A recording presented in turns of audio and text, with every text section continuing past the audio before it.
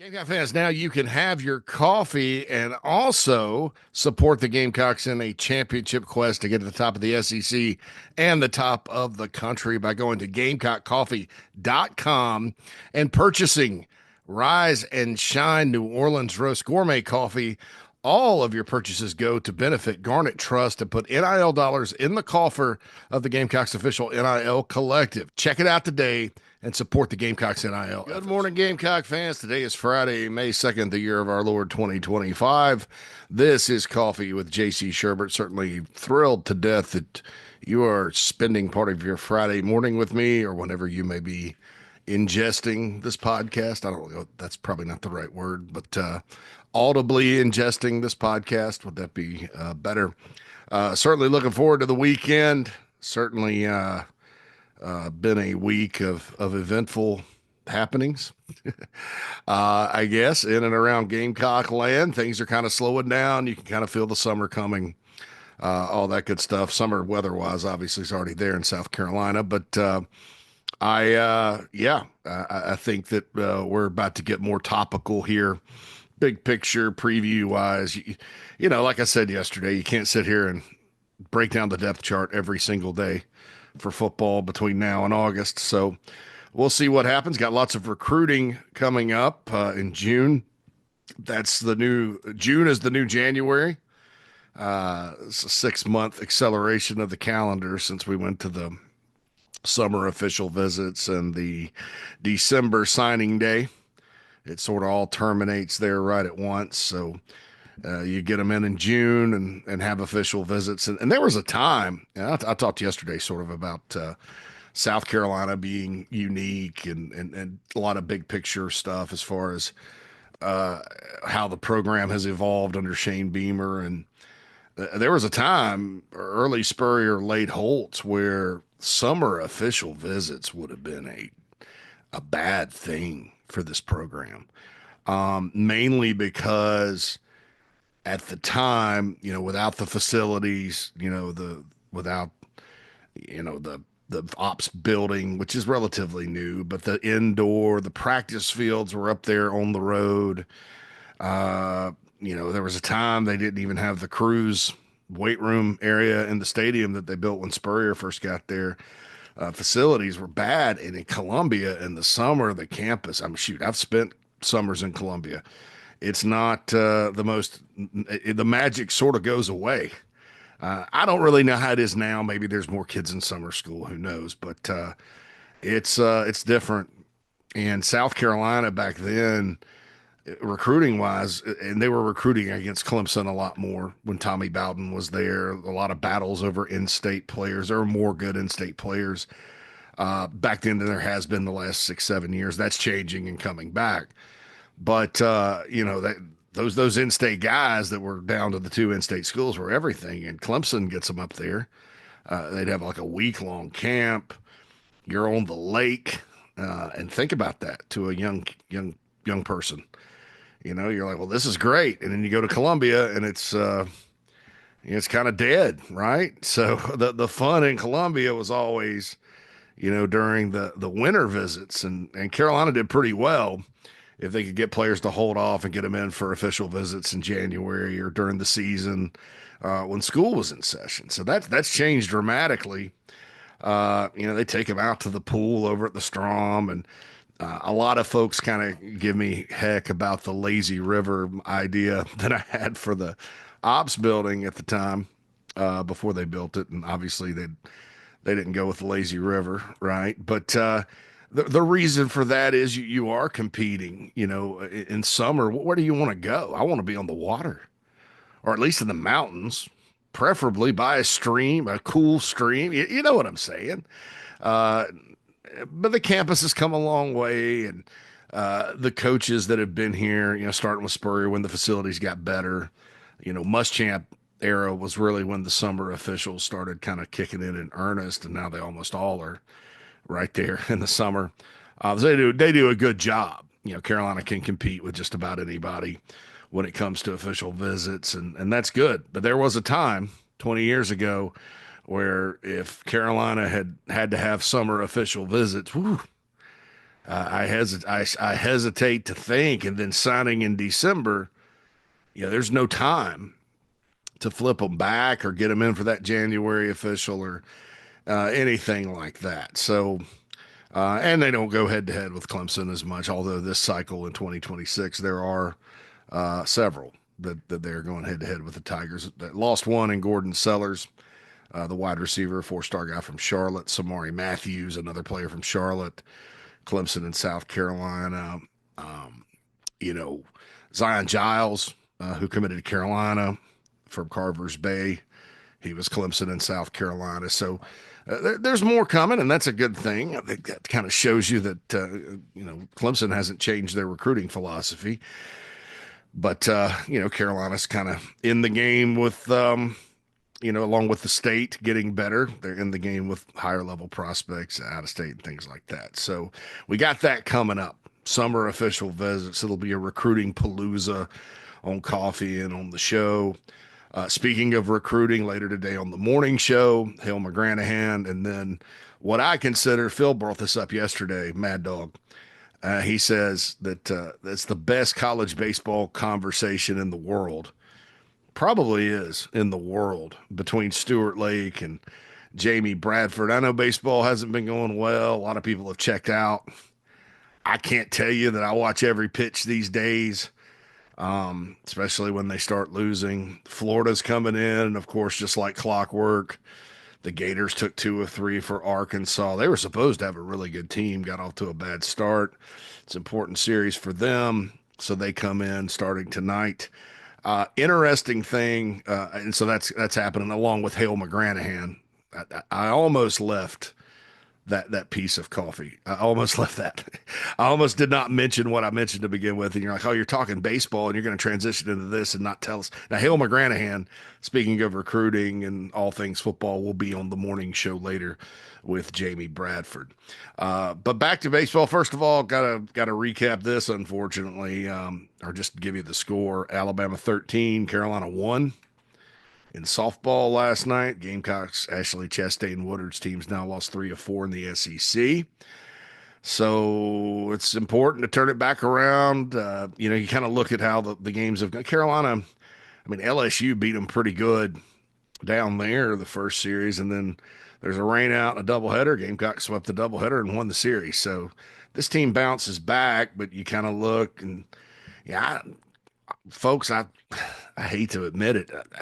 Is softball similar to baseball where inevitably you're going to go in a slump or you're going to get hot? I don't know. So we'll see what happens there. But certainly that's been the one bright spot this spring and pulling very hard for them to host a regional and, make some people feel good. I mean, it's good to have someone. And by the way, there's a full length interview with her up on our YouTube page from the morning show earlier this week. Good to have someone that's a Gamecock, that's a good coach, that's successful, that is winning right away. That don't always happen in sports, especially when you're in the SEC. But she's done a fantastic job. Probably the coach of the year, I would guess, unless there's a complete collapse. Which, after getting beat 13-1 by Alabama, some people may think that, but hopefully they bounce back. And all that good stuff. Baseball tonight, they're honoring the 1975 South Carolina Gamecocks baseball team.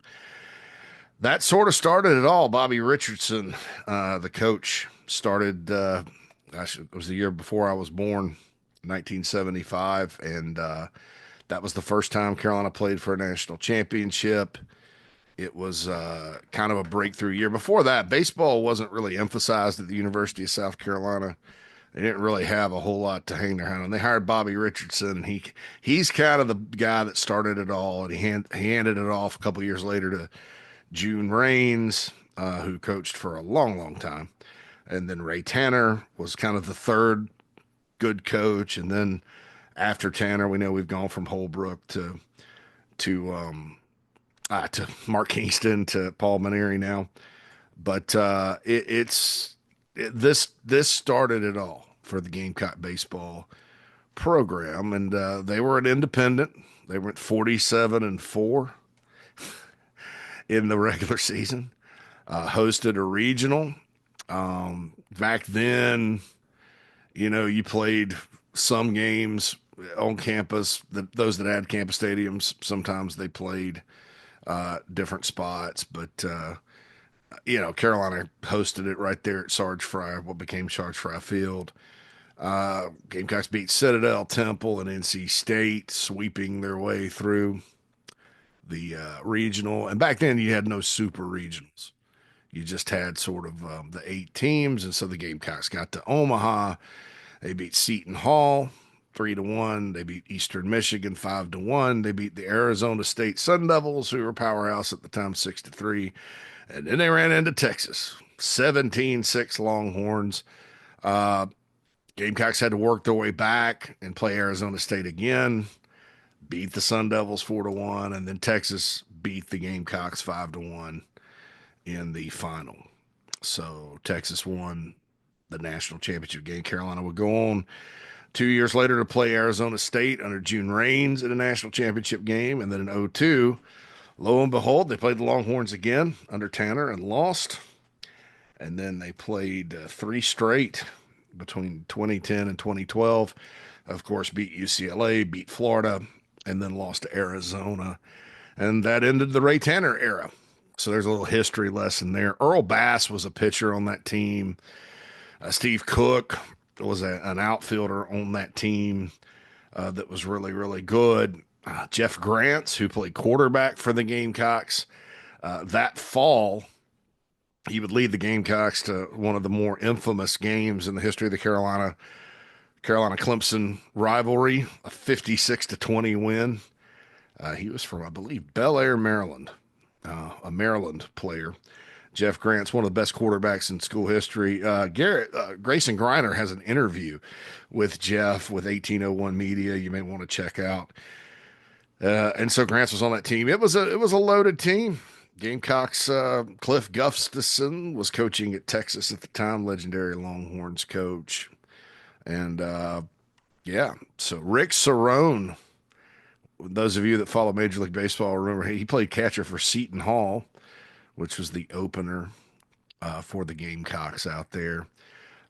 So yeah, Earl Bass was the big pitcher on that team, and that was what started it all. And it's the 50th anniversary, so they are going to be honored tonight. It's also Western Night at Founders Park. I'm not quite sure what that is. Maybe you wear cowboy hats and chaps and things like that. I'm not sure. But that's the case there with the Florida game. So always good to honor your history, especially when you have a program with rich tradition like South Carolina baseball. I don't know what's going to happen this weekend. It's going to take a sweep to even get back into the conversation outside of winning the SEC tournament, which I believe is single elimination this year. I think it's 16 teams, single elimination. I'll have to double check on that. But yeah, so who knows? You get hot and win 4 straight, you can get to the tournament. But it's just been a long year. And to do that on top of the men's basketball season, I know is a tough pill to swallow for many of you Gamecocks out there. So South Carolina picks up another transfer portal addition from the for the football program yesterday. Nolan Hay, an offensive line, Hay, Hay, not Hey like hey, Hay. He's a Texas boy from Katy, I believe. 6'4", 300, played at Incarnate Word, also played at Houston Christian, so third school, but a serious step up. Gamecocks beat Oklahoma State head-to-head on him. And we've mentioned this before, but just to reiterate and kind of reset things in the offensive line room, with the departure of Cam Pringle, and you have Ryan Brubaker already out for the season. Rodney Newsom took snaps at center. Marky Anderson took snaps at center. Boaz Stanley was the guy. Shane Beamer mentioned that at center. But, after what happened 2 years ago, I've said this before, they're not going to. If they got room and you got a quality offensive lineman, you got a spot. I mean, competition. The quote that Hay had was, "He told me to come in here and take somebody's job." So, that's what he's going to do. He also mentioned snapping to a Heisman Trophy candidate. I don't know necessarily that he's going to be a center. Um, he's a versatile player. You can use out at tackle. You can use him inside. He's got good feet, kind of like a Vershawn Lee. Remember Vershawn Lee could play tackle too if he needed to. Utility guy. Brubaker is out. Cam Pringle left the program, went the transfer portal. He's now at Syracuse. Newsome. I don't. He played some center at Western Kentucky. More of a guard. Snaps left a lot to be desired during the spring game. I don't know if that was happening all spring. There's a reason Boaz Stanley would be the starting center. I think Hay probably projects as a guy that can, get in there and compete at center or also maybe out at tackle because, Casey Henry is not out for the year, but he did miss spring and he's got a history of injuries. And Carolina doesn't have much tackle depth. Tree Babalade on my projected depth chart yesterday on thebigspur.com. If you're a premium member, you can read that. Is the backup left tackle and the starting left guard, and he played some right tackle in the spring game, so he's working there too. Love Jatavius Shivers, right? But you're missing some numbers at tackle. Pringle played both. Blake Franks is a guy that could slide out and play that, and then you got young guys. So I'll just break it down. The addition of Nolan Hay gives them 13, but let me just because you got to be able to practice too. I mean, ideally you carry 15, and first group, second group, third group. That was the whole brouhaha over the depth chart because they mix and match, and they did cross train a lot this year. I think Lonnie Teasley and Greg Atkins and company, they did not cross train last year. Which is why you never saw Trevon Ball go in for Kamar Bell at left guard. Nobody really cross-trained. Tree red-shirted and was the backup left tackle, that kind of thing. But this year they are. There's a lot of opinions out there about cross-training, and I'll just say this. Every program does it, and NFL definitely does it. Because the more positions you can play in the NFL, if you can, like, say you can snap and be the second center, but you can also back up at guard or you can be starting guard. They like that because then that gives them a roster spot, to carry, another receiver, another pass rusher, whatever.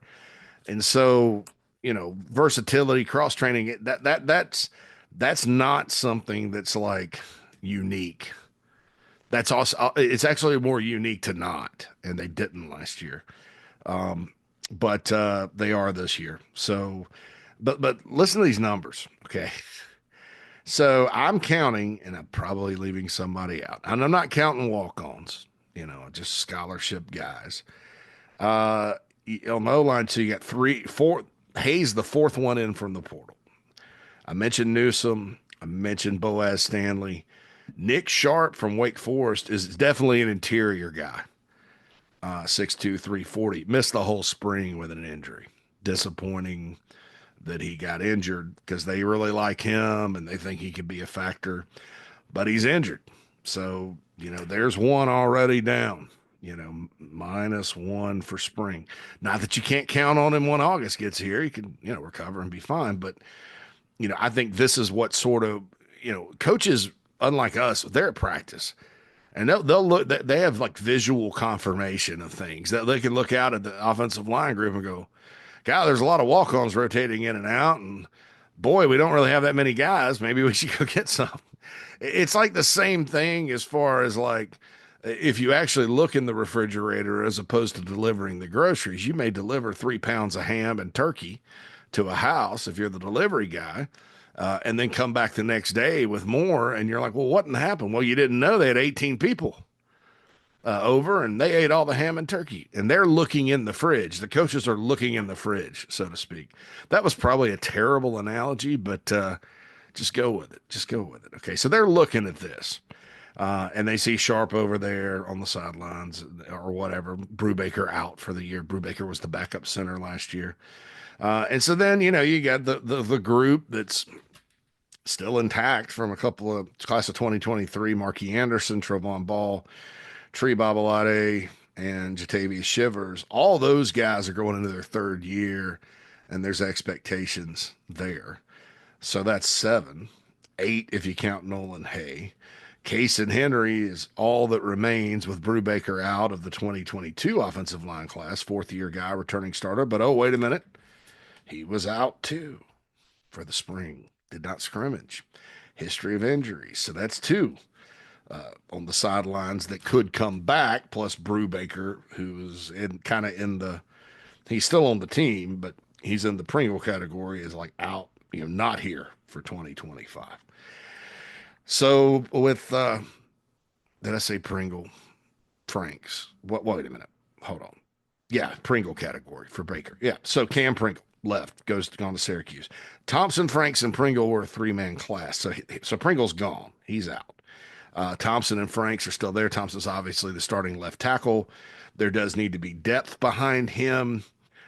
He, obviously missed a game last year. You definitely want to keep him healthy. He's a freshman All-American, and the sky's the limit for Josiah. But you need backups, and you got Tree that can go in there and play, obviously, at a high level. That was big time, him stepping in against Missouri, who has a really good defensive line and playing well last year. So there's that. But Thompson and Franks, Blake Franks from Greenville, remains. Saw some chatter, by the way. I just want to tell you Gamecock fans something. Clemson people were kind of, when Pringle hit the portal, wasn't in the too deep, they're kind of giving Gamecock fans crap and then talking crap about Blake Franks. Look, Cam Pringle probably should have been a little more patient. It's not like he was going to play. And I've seen, don't listen to that. I've seen plenty of like guys rated through the roof go to Clemson. What about, and they have injuries or that they don't start playing until later. A lot of their good guys follow the same path on the offensive line as everybody else.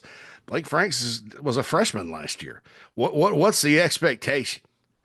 That you suck if you don't play in your second year as an offensive lineman? That's just insane. I'm sorry. So tell them that look, just worry about your own team. I did see that. It's if you're gonna go after your rival, use something that's not lame. Use something that requires some intelligence, and that goes for everybody. You can go after Clemson, folks. You don't just be like, this second year offensive lineman uh, isn't playing, ergo he sucks. Well, you wanted him out of school. Cam Pringle too, Josiah Thompson too. So anyway, so Blake Franks, we'll see what he does, but he's still healthy in there. And then you have Damon Ajula, the kid they flipped from Georgia Tech. I did not write down the pronunciation, so he was out for the spring. So take him off. He's another one. So that's three that missed all of spring, or most all of spring, in Sharp, Henry, and Damon. And he's a true freshman anyway. Big upside. As a guy that's absolutely going to be a stud down the road. And then you got the surprise of the spring, Shed Surratt from Gaffney. And folks, he may play a lot. I'm just going to be honest with you. Shed Surratt, based on my latest, he may be in the two deep. Depending on how things go, this guy could be a starter. Whew. Didn't expect that, did you? So Shed Surratt from Gaffney, an outstanding newcomer of the spring on offense with all those receivers and Rashul Faison and everybody else. This guy, true freshman from Gaffney, gets it. So he may just be one of those dudes that's special, and hats off to 24/7 Sports for getting him to the Navy All-American Bowl, evaluating him and ranking him in the top 200. I think probably had more people known about him, maybe he'd have had more offers, he would have been a little higher, but they don't like to rank for some reason. And look, I don't blame him. I'm gonna take a side note here as to why, like Desmond Green right now, class of 2026, 3-star guy by 24/7, 6'5", 340, huge, right? And Georgia and Alabama under Saban and a lot of Texas schools like that love those type of guys, big guys.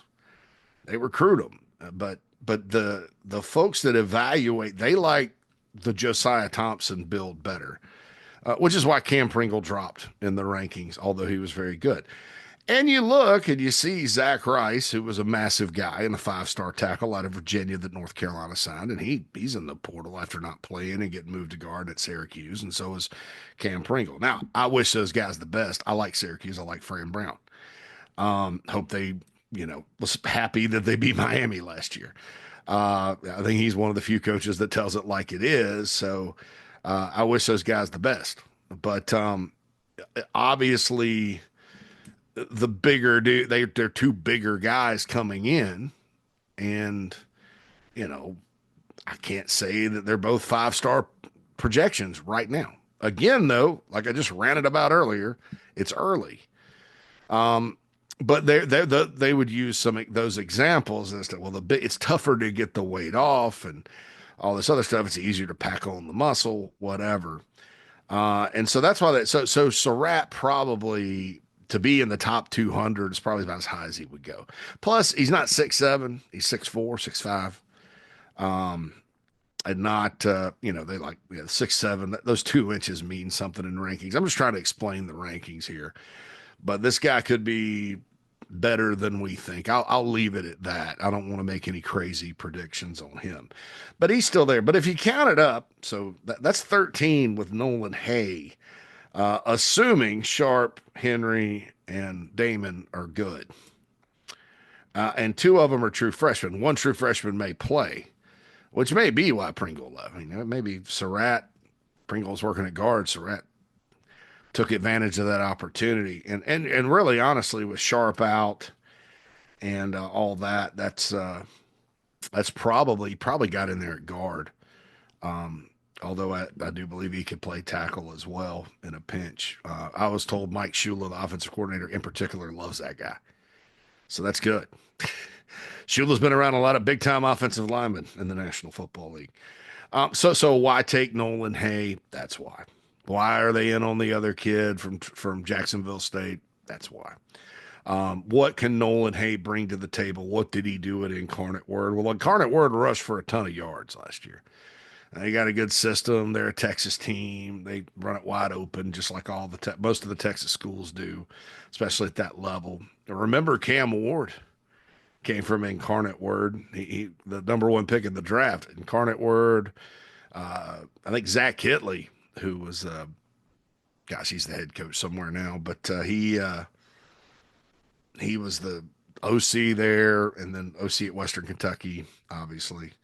But Cam Ward went to Washington State and then went to Miami his last year, but started out at Incarnate Word. It was his only offer. So we've seen this happen before from that particular school. And that's another Texan on the roster. I believe, if I'm not mistaken, again, not counting walk-ons, I think after Reed McKeska left, I think that gives, I guess, Carolina 2 Texans now with Peyton Williams, who's from Rockwall. Nolan Hay. Always good to have a smattering of Texas players in there. Heck, both major schools are in the SEC now. It's not bad. It's far enough away from South Carolina to where you're not going to go sign 4 or 5 guys from Texas every year. But if you can get one every couple of years and get a steal because they have so many players, I think that's a good thing. So good footwork. Nolan Hay has good footwork. Good run blocker. Tough guy. Played for a productive offense, checks the boxes. South Carolina's not standing on an island for him. Oklahoma State wanted him. Colorado, Deion Sanders wanted him. So it's not like he didn't, got in the portal and, who's this guy? Although the who's this guys are, last cycle were Torricelli Simpkins and Demetrius Knight Jr. So that turned out pretty well, right? But So if you kind of look at that, who else was in the game? That's good. And so that's the second of the week, the second recruiting battle. Of course, they got defensive tackle Troy Pikes and beat Georgia and Ohio State on him. And so that's a good thing. So it's almost like Carolina, in a way. It's not Apple. It's not like the everybody talked about in basketball last year, Jordan Butler and the horse Josh Gray trading those two because Jordan came from Missouri to South Carolina and Josh went from South Carolina to Missouri. Uh, a lot of people talk about that. That was kind of a one for one trade. But if you think about the fact that Oklahoma State took Wendell Gregory and then Carolina beat them for Nolan Hay, that's kind of a trade, I guess. Three-way trade with Incarnate Word. Did anybody from Oklahoma State go to Incarnate Word? Just checking on that. So good pickup. And the numbers on the offensive line, you know, you're never going to be comfortable unless you have the 15 to 20, like which is ideal. But this guy is a guy that can come in and compete, and he may start. He's a guy that can come in and play a lot of different positions and help you out with depth if he doesn't start, or even if he does, you can slide and match if you have injuries. Offensive line, as we have seen, you have three guys already out in the spring. It is a spot you can have the best luck in the world at injuries, and your offensive line is beat all to crap, and you're going to have times when those guys go down. And some, like the late great Brad Lawing used to say, if you sign 5 offensive linemen and 3 work out, that's a good class. And part of that is, number one, it's very developmental. And in a lot of ways, you're evaluating against God, Mother Nature, and all that because you're projecting guys to grow. Some guys don't. Some guys do. Some guys can put on the weight. Some guys can't. Some guys' bodies get real funky, all that good stuff. But the other part of it is some guys, because you're bending over and firing off the ball every play. You're in an unnatural position and then getting the heck beat out of you every play. And they don't sub. So they take a beating, right?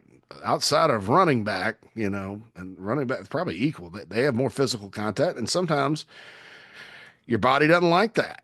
And so there are a lot of offensive linemen whose knees and things like that become chronic, and they just don't pan out, right? Or sometimes they're injured for a couple of years and they come back and play. Casey Henry's an example of that. So you always need depth up front. And I think there was a big lesson learned in 2023 about that because we saw what happened and it derailed the whole season. Let's just be honest. South Carolina does not have serious issues on the offensive line in 2023. That team, though not great, I'll admit, the 2022 and 2024 teams were much better than 2023. There were issues other places as well, namely edge and running back. But they probably scraped together, I don't know, probably scraped together 6-7 wins. If they're not, if Spencer Rattler's not back there running for his life over and over. So yeah. So lesson learned. I don't ever think it's bad, and I do know from having Darren Usher on the podcast a few times on Inside the Game or on the show, Inside the Gamecocks, the show that he is real. He's really into lines of scrimmage. He's talked about that, he emphasized that, and things of that nature. So this is a good pickup. I never turned down a good offensive lineman. Like I said, this guy's pretty good, versatile guy, competitive kid. That's what you want. You want guys that hate losing, that want to come in and, like the quote said, take somebody's job. All right, didn't mention this earlier, but I will. Teddy Hefner, who is a friend of mine, longtime sports talk show host in Columbia, used to write for the state newspaper. He was around in '75. When the Gamecocks played for that first national championship out in Omaha. And he has a piece coming on thebigspur.com later today that will be up, kind of taking you back in time to that for those that weren't around. I wasn't around either, so which is probably most of you. And so be sure to check that out. It won't be behind a paywall or anything, free to read, all that good stuff. Certainly appreciate Teddy doing that for us. I've known Teddy for years. I've gone on his show several times. Nothing but respect for that guy. and he was kind enough to write a piece for us to kind of celebrate the 50-year anniversary. All right, this has been Coffee with JC Shurburtt. I'm out. Holla at you soon and have a great weekend.